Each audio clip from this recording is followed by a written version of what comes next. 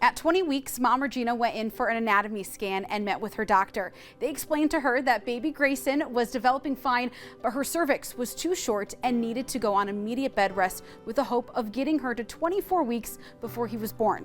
Well, at 23 weeks and 5 days, Regina's water broke. She contacted University of Michigan Health Sparrow and they encouraged her to come in. They examined me and they said, "Your water has broken.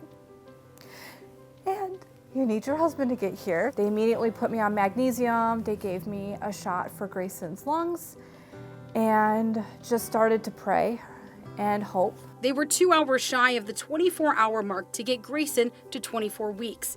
The doctors explained what was going to happen and that most likely Greyson would not cry when he was born and that they'd immediately have to take him to the NICU. Before I had the procedure, I had the sacrament of the sick. You know, our faith is very important to us, so we just had a lot of prayers in. I remember everyone was really positive and encouraging, but I had a moment where I said, if it doesn't work out how we hope, promise me you'll take care of him, that he won't just discard.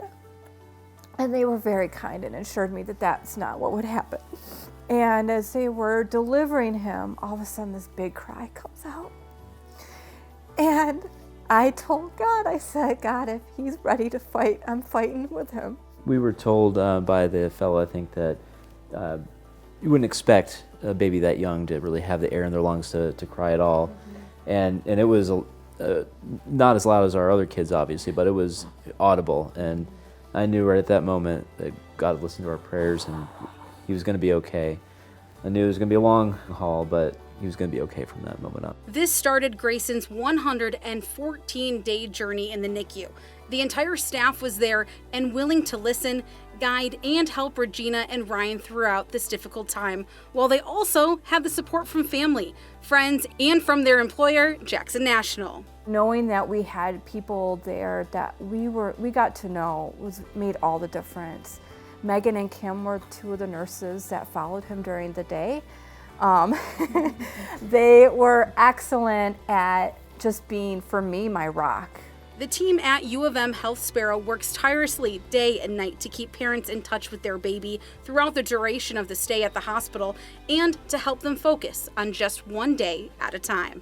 Having just that support and care from the moment I found out that I was at risk of losing him to the moment he was delivered, and all of this happened at Sparrow, everyone, treated Greyson as if that he was a life worth fighting for, and I so appreciate that. And for any parent going through that, just know that Sparrow is just an amazing place to be. They give 100% to every baby. Mom and Dad describe Greyson as spunky and strong. Though small, he's learned to use his voice among his older brothers who love him dearly. We're just very blessed. I tell people that, the RNICU is like a club you never want to have to go to. But if you are in that need and you have to be there, you're really lucky because of the quality of care they provide at Sparrow.